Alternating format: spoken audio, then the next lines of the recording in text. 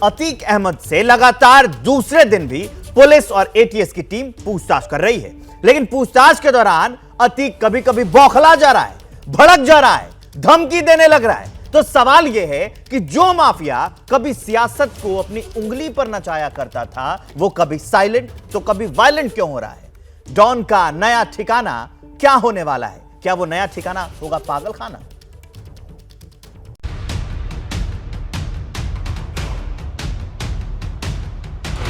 अतीक ने दी अफसर को धमकी, कहा मुझे छूटने दो फिर बताता हूं गद्दी क्या चीज है। पूछताछ में अतीक कभी झल्ला रहा तो कभी पुलिस वालों पर चिल्ला रहा। बेटे के एनकाउंटर के बाद से सदमे में है माफिया, परिवार के लिए मांग रहा है पुलिस से रहम की भीख। बेटे की मौत के बीच 2 दिनों में 25 घंटे से ज्यादा की पूछताछ ने माफिया को मानो पागल बना दिया है। जेल में बंद माफिया अतीक ने जिस असद को अपने बाहुबल की विरासत सौंपी थी, वो बेटा मिट्टी में मिल चुका है। प्रयागराज के कसारी मसारी कब्रिस्तान में सुबह असद का अंतिम संस्कार किया गया। इस दौरान कुछ करीब के रिश्तेदार और जानने वाले ही उसके जनाजे में शामिल हुए। माफिया अतीक अहमद अंतिम संस्कार में शामिल होना चाहता था, लेकिन उसे परमिशन नहीं दी गई। उधर बेटे का अंतिम संस्कार हो रहा था तो इधर माफिया अतीक अहमद से पुलिस दूसरे दिन की पूछताछ शुरू करने की तैयारी कर चुकी थी। अफसर अतीक अहमद से पूछताछ कर रहे हैं तो माफिया कभी छल्लाने लग रहा है तो कभी पुलिस वालों पर ही भड़का जा रहा है। जब पुलिस ने माफिया से उमेश पाल की हत्या में असद का रोल पूछा तो अतीक भड़क गया। कहा, मारने के बाद रोल क्यों पूछते हो? एक सवाल के दौरान माफिया कहता है कि मुझे छूटने दो फिर बताता हूं गद्दी क्या चीज है। अतीक पूछताछ करने वालों पर भड़क भी रहा है, धमका भी रहा है और परिवार को बचाने की मिन्नतें भी कर रहा है। अतीक से अब तक जो सवाल पूछे गए उसके मुताबिक उमेश पाल की हत्या को अंजाम देने का आइडिया किसका था? हत्याकांड को अंजाम देने का मकसद क्या था? उमेश को गवाही देने के बाद क्यों मारा? उसकी गवाही तो हो चुकी थी। हत्या की साजिश बरेली जेल में रची गई या फिर साबरमती जेल से? हत्या के बाद आरोपियों का एग्जिट प्लान क्या था? साजिश में पत्नी शाइस्ता की क्या भूमिका थी?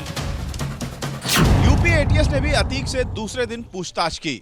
सूत्रों की माने तो अतीक ने ड्रोन से हथियार मंगाए जाने और पाकिस्तानी कनेक्शन से इनकार किया है।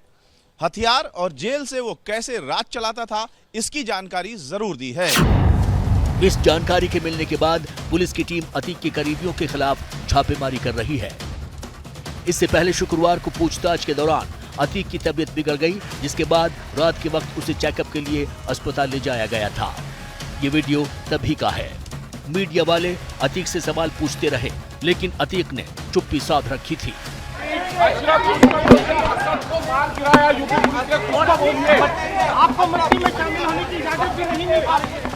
बताया जा रहा है कि पूछताछ के बाद अतीक ने खाने से मना कर दिया था, जिससे उसकी तबीयत बिगड़ी। हालांकि भाई अशरफ के समझाने पर उसने खाना खाया।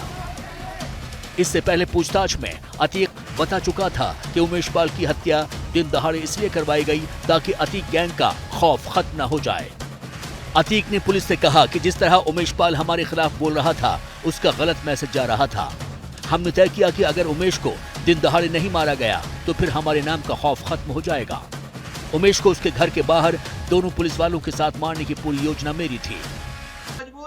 क्या मजबूरी है मेरी, बताइए।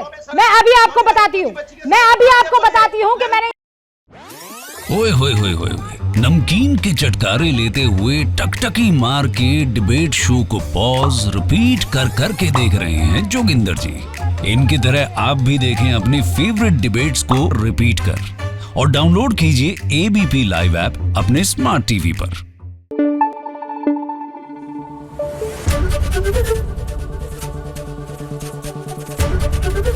एबीपी न्यूज आपको रखे आगे।